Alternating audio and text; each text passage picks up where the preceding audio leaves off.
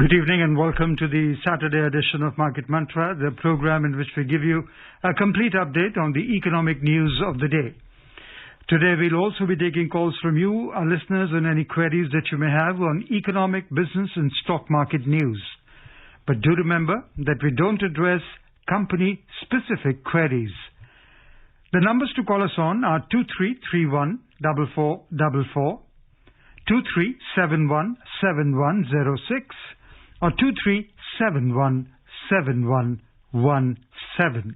And those of you who would be calling us from outside Delhi, please prefix 011. My name is Rajesh Lake, and with me is my co-anchor in Hindi, Sonu Sood. धन्यवाद राजेश। नमस्कार श्रोताओं, market मंत्र में आपका स्वागत है। रोज की तरह आज भी हम ताजा आर्थिक समाचार आप तक लाएंगे। आज शनिवार है और हर शनिवार की तरह हम आपके प्रश्न भी सीधे प्रोग्राम में शामिल करेंगे। आप हमें फोन करके आर्थिक, व्यापारिक और शेयर बाजार से जुड़े किसी भी विषय पर जानकारी प्राप्त कर सकते हैं, लेकिन इस कार्यक्रम में किसी विशेष कंपनी या स्टॉक के बारे में जानकारी हम आपको नहीं दे पाएंगे। प्रश्न पूछने के लिए आप इन नंबरों पर फोन कर सकते हैं 23314444, 23717106 और तीसरा नंबर है 23717117। दिल्ली से बाहर के श्रोता इन नंबरों से पहले 011 भी डायल करें। प्रश्नों के जवाब देने के लिए हमारे साथ कार्यक्रम में आज आमंत्रित हैं वरिष्ठ आर्थिक विश्लेषक शरद कोहली। शरद जी नमस्कार, कार्यक्रम में आपका स्वागत है। वेलकम शरद। नमस्कार सोनू, नमस्कार राजेश और सभी श्रोताओं को मेरा हार्दिक अभिनंदन। और अब सबसे पहले हेडलाइंस के साथ हैं राजेश लेख। Domestic markets extend their record-breaking spree. Sensex and Nifty scale several new peaks this week. CBDT issues refunds of over 67,400 crore rupees in this fiscal till August.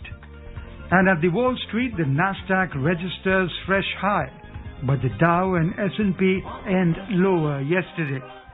घरेलू शेयर बाजारों में रिकॉर्ड स्थापित करने का सिलसिला जारी। सेंसेक्स और निफ्टी सप्ताह के दौरान कई बार ताजा उच्चतम स्तरों पर पहुंचे। सीबीडीटी ने इस वित्त वर्ष में अगस्त तक 67,400 करोड़ रुपए से अधिक के रिफंड जारी किए और वॉल स्ट्रीट में कल नास्डैक ताजा ऊंचाई पर पहुंचा, लेकिन डाउ और एसएनपी में आई गिरावट।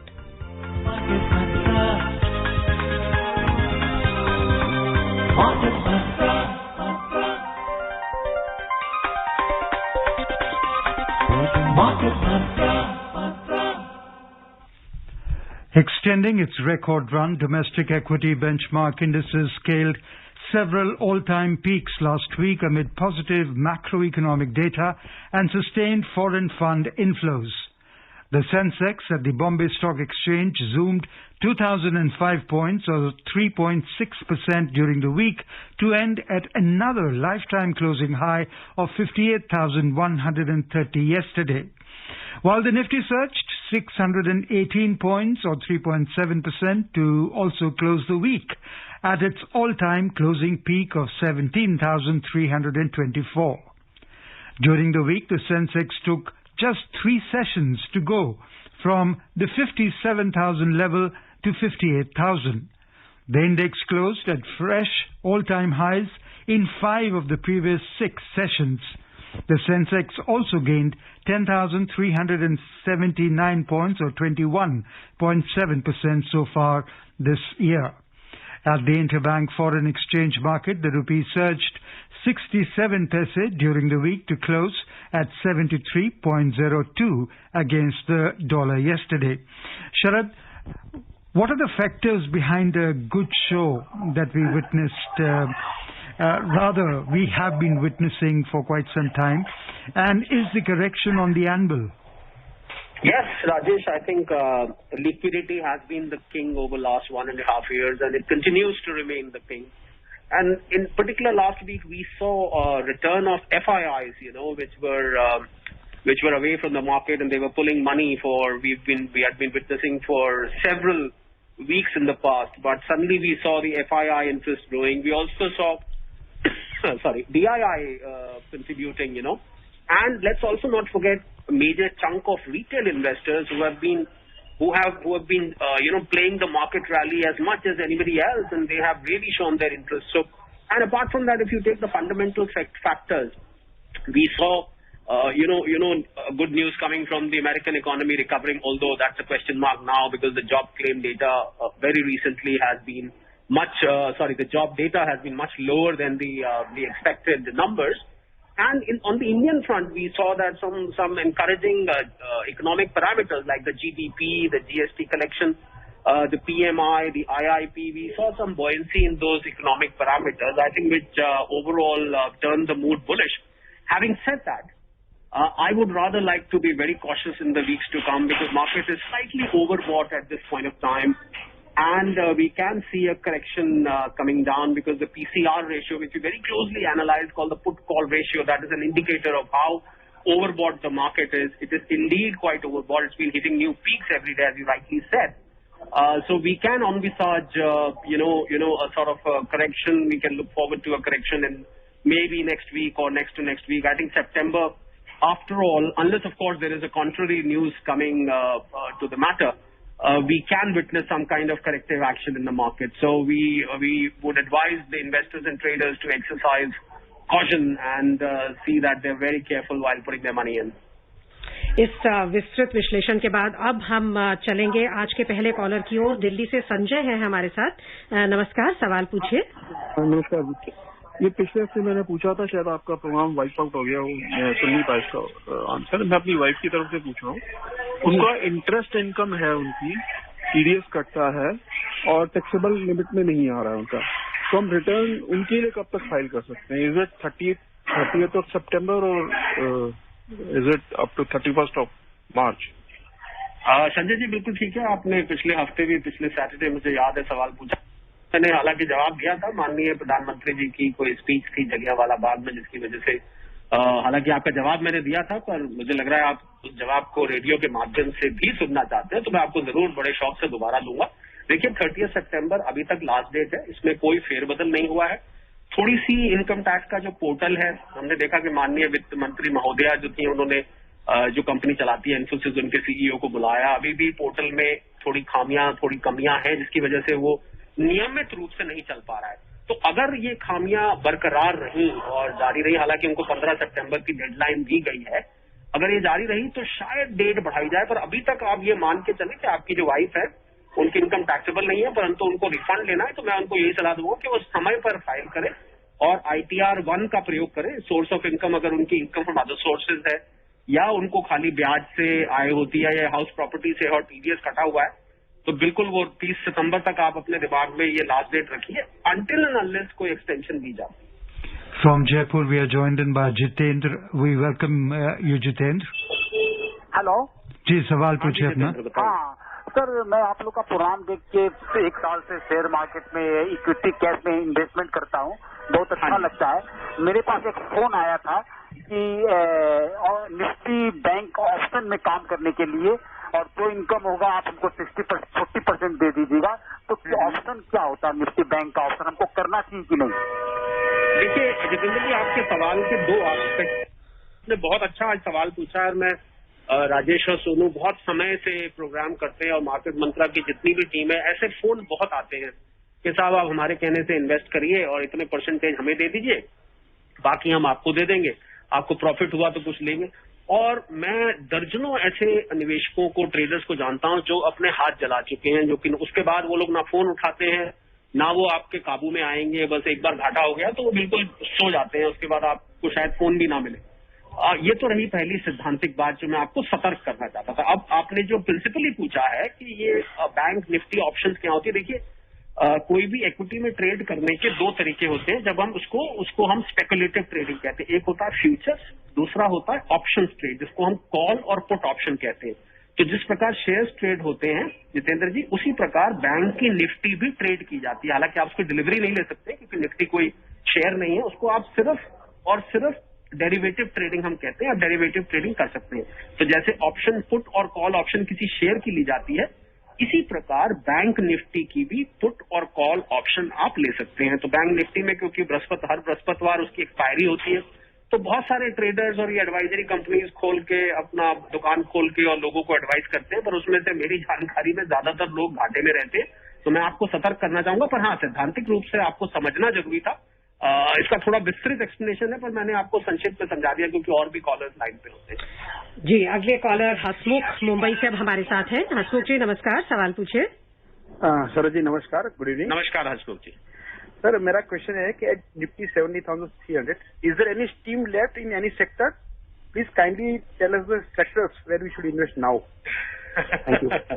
हसमुख ji, there is in stock market there is always steam left. I mean we can never pessimistic and say कि अब तो इसके आगे कुछ है ही नहीं। हाँ, मैंने अभी, आप अगर शुरू का हिस्सा सुन रहे थे प्रोग्राम का, उसमें मैंने मार्केट के करेक्शन की इस महीने जिक्र किया था, जो कि मुझे उम्मीद है शायद अगले हफ्ते आए या आने वाले सितंबर के हफ्तों में आए, क्योंकि मार्केट थोड़ा ओवरबॉट है।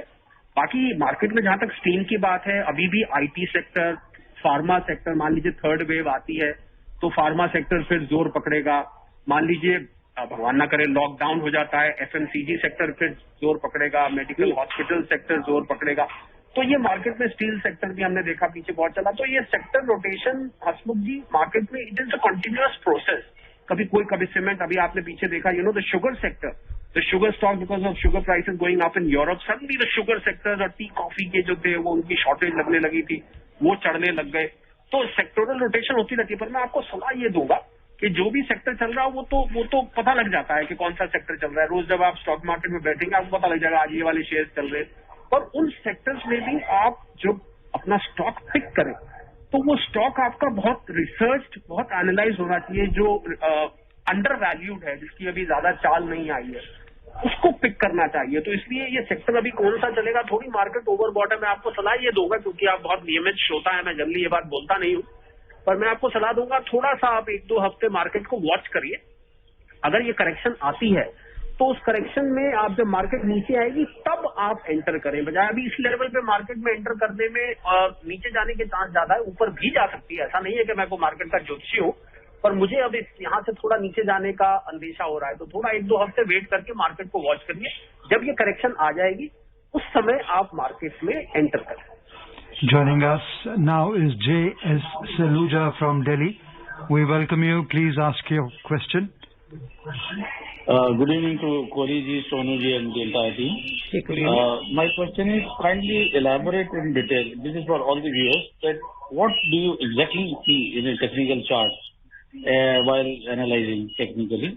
And is it possible, because I've heard that one of the great analysts told that he found out in August 2007 itself that a big crash was going to come in 2008 January. So is it really possible, and what are the parameters that we see, maybe RSI, MACD, etc.? Thank you, sir. See, Mr. Saluja, technical analysis is a field of, study by which you analyze the movement of the market by way of charts. As you rightly said, there is RSI, there is the formation of the charts.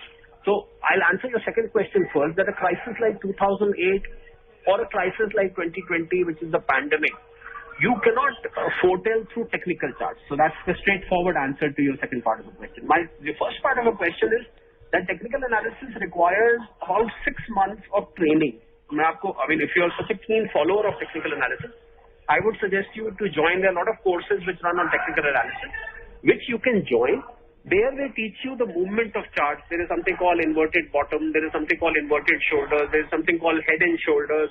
There are bars, charts, graphs, which are plotted as per the movement of the market. So when they are plotted together, you can make out that where the market is overbought, oversold. So there is a tendency of the chart or the graph to move in that direction. Mr. Saluja, in 1 or 2 minutes or 3 minutes, it's impossible for me to explain you the entire technical analysis. But yes, it is a study of forecasting the market through studying charts and price patterns. So I would suggest, if you are very keen, you must join a course. And I'm sure in 6 months, we should be asking you a question about technical analysis. अब चलते हैं अगले collar की ओर। राजेश है दिल्ली से हमारे साथ। राजेश जी, आपका स्वागत है, सवाल पूछें। Madam good evening. Good evening. Ma'am मेरा सवाल ये है कि अभी सॉवरेन गोल्ड बॉन्ड निकले थे और लास्ट डेट 3 सितंबर थी, मैंने उसके लिए अप्लाई किया है। हाँ जी। मेरे पास डीमैट अकाउंट भी है, लेकिन सर ये जो मैंने अप्लाई किया बैंक के थ्रू अप्लाई किया है। अब सर मेरा क्वेश्चन ये है कि ये बैंक के थ्रू मैंने अप्लाई तो कर दिया, लेकिन ये डीमैट में कन्वर्ट करने के लिए आगे क्या प्रोसीजर होगा, क्योंकि अभी तो आरबीआई की बुक्स में रखी जाएंगी और डीमैट में इसको कन्वर्ट करने के लिए मुझे क्या करना पड़ेगा, मेरे पास डीमेट अकाउंट था, लेकिन मैंने बैंक के थ्रू अप्लाई किया सर इसको। तो देखिए राजेश जी, अगर आपने बैंक के थ्रू, तो बैंक के थ्रू अपने आप ही आजकल ये जो सॉवरेन गोल्ड बॉन्ड दिए जाते हैं, ये डीमैट फॉर्म में ही दिए जाते हैं। ये आपको पहले जब ये शुरू में आए थे तो ये कागज के रूप में या सर्टिफिकेट के रूप में आते थे। कुछ लोग अभी भी इंसिस्ट करते हैं कि हमें उसको पेपर फॉर्म में चाहिए, पर ये ऑटोमेटिकली जब आप बैंक से लेंगे तो बैंक आपको उसको डीमैट अकाउंट से लिंक करके और इसकी डिलीवरी वहीं रहती है। टोटली अब ये डिजिटल प्रोसेस है। जब आप इसको बेचेंगे भी तो डिजिटली आपको एक अपनी कंसेंट देनी होती है और इसको रिलीज करके लिक्विडेट कर दिया जाता है। तो मैं आपको सलाह ये दूंगा राजेश जी कि जिस बैंक के थ्रू आपने लिए हैं, आप उस बैंक के पास जाएं, उस बैंक से बोले कि साहब मेरे ये दिखाइए कि मेरी ये इन्वेस्टमेंट कहाँ आएगी, कहाँ पड़ी होगी, मेरे डीमैट में अकाउंट आएगी, या आप इसके लिए बैंक वाले कई बार अलग से एक डीमैट अकाउंट खोल भी देते हैं। तो हर बैंक के पास आजकल डीमैट अकाउंट खोलने की सुविधा है। तो आप उनसे पूछिए, अगर उन्होंने वहां रखे हैं या आपके पुराने डीमैट अकाउंट में रखे हैं, उन्हीं में आएंगे, पेपर फॉर्म में अब ये नहीं रहते। तो आप तुरंत बैंक से संपर्क करिए, आपकी समस्या का निवारण हो जाए। सतीश है हमारे अगले कॉलर दिल्ली से। सतीश जी नमस्कार, सवाल पूछे। हाँ जी नमस्कार मैडम, मेरा सवाल ये है सर जी, जैसे यूएस के अंदर कोई भी बैंक अगर डूबता है तो वहाँ पे जो पब्लिक का पैसा जमा, उसकी जिम्मेदारी ना FDIC लेता है, फेडरल डिपॉजिट इंश्योरेंस कॉर्पोरेशन। लेकिन भारत के अंदर ना लोगों को ये जानकारी नहीं है कि भाई हमारा पैसा डूब जाएगा तो कौन सी कंपनी है, कौन सी इंश्योरेंस कंपनी है जो जिम्मेदारी लेती है, इसके बारे में कुछ भी जानकारी नहीं है। वो कभी भी ना सामने नहीं आता, हमेशा कोई ना कोई मंत्री आके बोलता जी हमारी जिम्मेदारी है, जबकि वो डिपार्टमेंट की जिम्मेदारी है। तो भारत में ये डिपार्टमेंट छुपके क्यों रहता है, जबकि यूएस में FDIC खुले बोलता है ये सरकार का नहीं है लेना देना, ये मेरे जिम्मेदारी है, मैं आपको रिटर्न दूंगा आपका पैसा डूबता भी है। तो धन्यवाद सर, ये बताइएगा। चलिए मैं शंका अपना सतीश जी दूर कर देता हूँ। देखिए, रिजर्व बैंक की एक सब्सिडरी है जिसका नाम है DICGC, डिपॉजिट इंश्योरेंस और क्रेडिट गारंटी कॉर्पोरेशन, उसका फुल फॉर्म है। और ये RBI की सब्सिडरी है। 5 लाख तक के डिपॉजिट की सतीश जी, और मैं आपको ये जानकारी दे दूं कि 90% से ज्यादा डिपॉजिट 5 लाख या उससे कम है। इसलिए पहले ये सीमा 1 लाख थी, अब 5 लाख तक की गारंटी DICGC से। अगर किसी वजह से बैंक डूबता है और आपका वहां पर डिपॉजिट है तो 5 लाख तक का आपको इंश्योरेंस ऑटोमेटिकली DICGC के पास होता है और वो आपको पैसा उसके बदले में हर्जाना भरते हैं। पर मैं आपको साथ में एक जानकारी और देना चाहूंगा जिससे आपकी जो ये शंका है ये और जड़ से दूर हो जाएगी। वो ये कि आजादी से लेके आज तक अगर हम कोऑपरेटिव बैंक्स को छोड़ दें, सिर्फ कोऑपरेटिव बैंक की बात कर रहा हूं क्योंकि वो बैंकिंग रेगुलेशन एक्ट के अंडर नहीं आता, वो कोऑपरेटिव सोसाइटी एक्ट के अंडर आता है। कोई भी बैंक आज तक ऐसा नहीं हुआ, अगर आपकी मेमोरी में हो तो आप मुझे बताइए, जो कि डूब गया हो। मैं कोऑपरेटिव बैंक की बात नहीं कर रहा हूं, मैं पुनः इस बात को दोहरा रहा हूं। कोई ना कोई रिजर्व बैंक की मॉनिटरिंग रहती है और अगर रिजर्व बैंक को किसी स्टेज पे ये लगता है सतीश जी कि किसी बैंक की फाइनेंशियल कंडीशन इस समय ठीक नहीं है, वो अपनी लायबिलिटीज को मीट नहीं कर पाएगा, तो तुरंत किसी न किसी बैंक को साथ में उसको टेक ओवर के लिए लाया जाता है, भले ही ये प्राइवेट बैंक क्यों नहीं। आपने यस बैंक का अभी पीछे कुछ महीने बल्कि साल पहले 2 साल पहले आपने उदाहरण देखा होगा, डूबने की कगार पे था। तुरंत SBI को और लोगों को रिजर्व बैंक ने एनकरेज किया, उनको फंक्शनल किया और उनको उसके शेयर्स टेक ओवर कर लिए और आज यस बैंक पूरी तरह से फंक्शनल है। तो आपको ये बिल्कुल निश्चिंत रहिए, भारत की जो बैंकिंग प्रणाली है उसमें आज तक किसी डिपॉजिटर का पैसा डूबा नहीं है। मैं फिर कह रहा हूँ, कोऑपरेटिव बैंक का मैं जिक्र नहीं कर रहा हूँ। बाकी DICGC से 5 लाख रुपए तक का डिपॉजिट आपका इंश्योर्ड है, तो आप निश्चिंत होकर बैंकिंग करिए, आपका पैसा कहीं नहीं जाता। और Mathur from Noida joins us now. We welcome you, Mr. Mathur. आपका बहुत बहुत आभार मेरी हेल्प करने के लिए। तो ये बताइए, इनकम टैक्स का रिलेटेड क्वेश्चन है। मैं सीनियर सिटीजन हूँ और मेरी इनकम 2.47 आती है, टैक्सेबल इनकम, 33 वगैरह लेने के बाद। उसके बाद मुझे वो शॉर्ट टर्म कैपिटल गेन, तो वो इसमें जोड़ के 3 लाख से ऊपर के अमाउंट पे टैक्स देना है या पूरे पे देना पड़ेगा, ये जानना था। देखिए माथुर साहब, आपको 2 भरनी चाहिए, पहले तो मैं आपको जानकारी दे दूं। जी हाँ, आपने बिल्कुल ठीक पकड़ा। सीनियर सिटीजन्स के लिए 3 लाख रुपए तक की जो इनकम है वो एग्जेम्प्ट है। तो 3 लाख से ऊपर जो आपका टैक्स बनेगा माथुर साहब, उस टैक्स को आपको देना है। 3 लाख तक के लिए आपको कोई भी टैक्स पे करने की जरूरत नहीं है। तो आपके लिए खुशखबरी है, आप इस खुशखबरी को हमारी मार्केट मंत्रा टीम के साथ कभी लड्डू वड्डू बैठेंगे तो आपसे खाएंगे, आपका टैक्स हमने बचवा दिया, 3 लाख से ऊपर ही देना है। आपसे एक बात जानना चाहते थे। जो आपने बोला है कि सेंसेक्स में, निफ्टी में करेक्शन आएगी, सो इतने भारी तेजी के दौर के बाद करेक्शन को हेल्दी भी माना जाता है शेयर बाजार के लिए, और आपने जैसा कहा कि जो फंडामेंटल्स है वो बहुत स्ट्रांग है। सो ये सब देखते हुए जो एक फिनोमेना है FOMO, fear of missing out, कई ऐसे लोग हैं जो शायद अभी तक सोचते थे लेकिन बाजार में नहीं उतरे थे। आपको लगता है उनको अगर वो SIPs के थ्रू, म्यूचुअल फंड्स के थ्रू बाजार में आए तो अभी भी उनके लिए आगे होराइजन है प्रॉफिट कमाने का? बिल्कुल सोनू, बहुत अच्छी आपने बात करी। बिल्कुल, आप SIP के through SIP, systematic investment plan जिसको कहते हैं, जिसमें धीरे धीरे हर महीने थोड़ा थोड़ा निवेश होता रहता है। और आपने ये भी ठीक कहा कि करेक्शन हेल्दी है, क्योंकि अगर एक ही डायरेक्शन में मार्केट जाएगी, नीचे या ऊपर, तो उससे तो मुझे लगता है कि एक अजीब सी सिचुएशन खड़ी हो जाएगी। नीचे जाएगी तो नुकसान नहीं है, पूरी ऊपर जाती है तो इतनी ज्यादा ऊपर जाएगी कि वो बहुत ज्यादा डेंजरस सिचुएशन खड़ी हो जाएगी। तो करेक्शन ड्यू है। मैंने ये कहा, ये मेरा अपना अनुमान है कि करेक्शन आएगी, क्योंकि मार्केट ओवरबॉट जब भी होती है, जब भी PCR रेशियो बढ़ती है, तो मार्केट हमेशा करेक्टिव मोड में जाता है।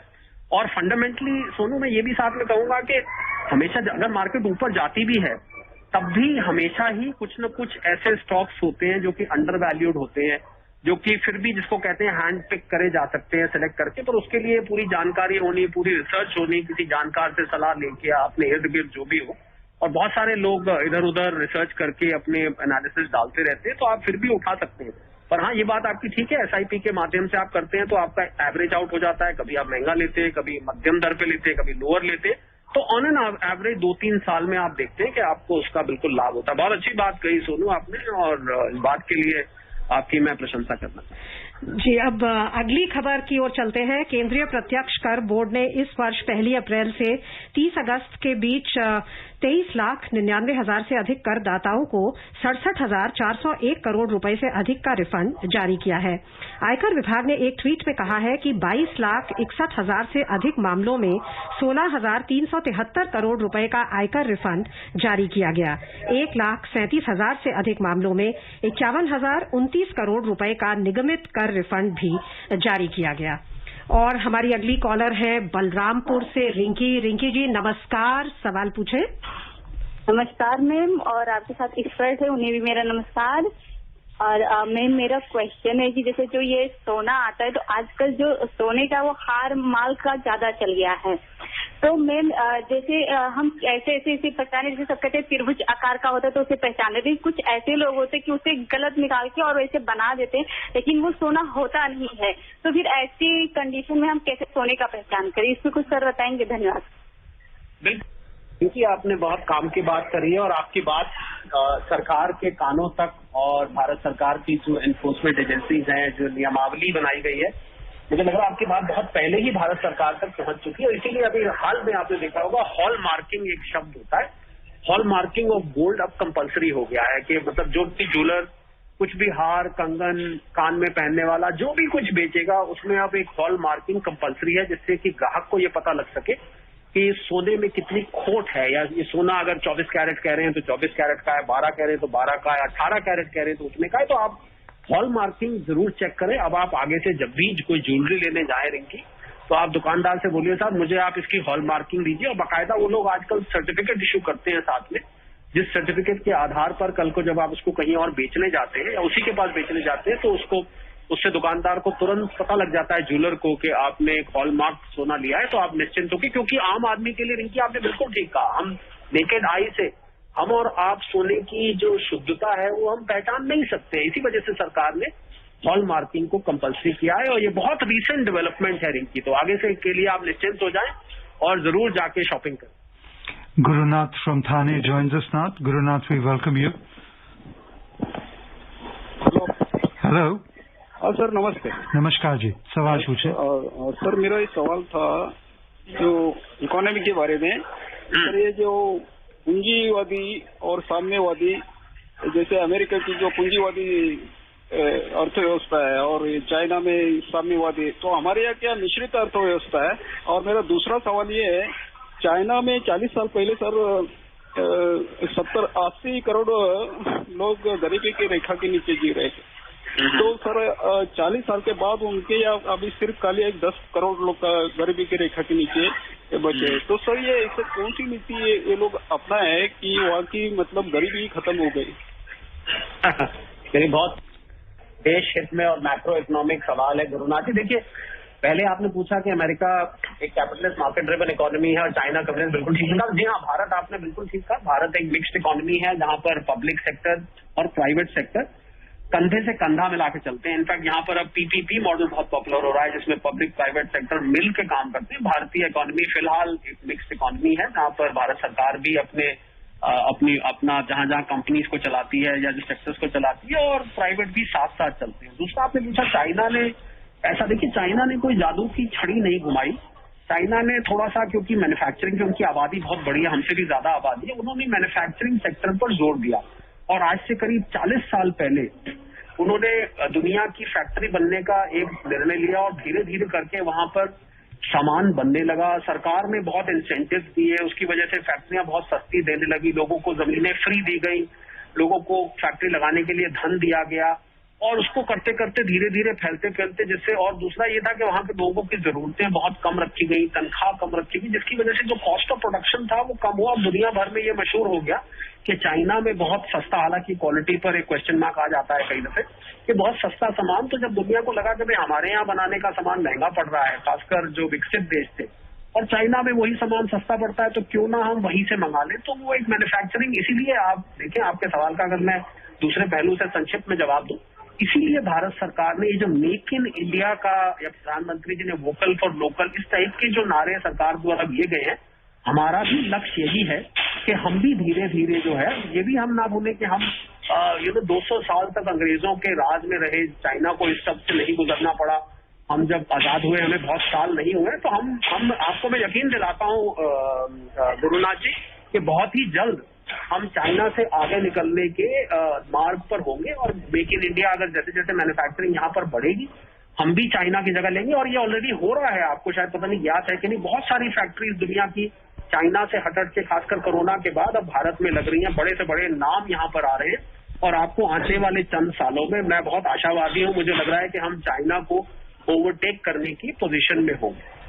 Moving on, the Nasdaq ended yesterday at a new peak, but the other main Wall Street indices fell, reflecting the mixed sentiment stemming from a disappointing U.S. jobs report, which raised fears about the pace of economic recovery, but weakened the argument for near-term tapering. The S&P 500 lost 2 points to end at 4,535, and the Dow Jones Industrial Average fell 74 points, or 0.2%, to 35,369. But the Nasdaq Composite added 32 points, or 0.2%, to 15,364. For the week, the S&P rose 0.6% and the Dow dipped 0.2%. The Nasdaq jumped 1.6% as investors' support of heavyweight technology stocks, which tend to perform better in a low interest rate environment, continues to drive it higher. Apple, Alphabet and Facebook all rose between 0.3% and 0.4%. कार्यक्रम का समय समाप्त हो रहा है। हम शरद जी का बहुत बहुत धन्यवाद करना चाहेंगे। वो आए और उन्होंने हमारे सभी श्रोताओं को बहुमूल्य जानकारी दी, उनके सवालों के जवाब दिए। और अब चलते चलते मुख्य समाचारों पर एक नजर, Rajesh. Domestic markets extend their record-breaking spree. Sensex and Nifty scale several new peaks this week. CBDT issues refunds of over 67,400 crore rupees in this fiscal till August. And at the Wall Street, the Nasdaq registers fresh high, but the Dow and S&P end lower yesterday. That's all we have in this edition of Market Mantra. Till tomorrow, goodbye. Market Mantra.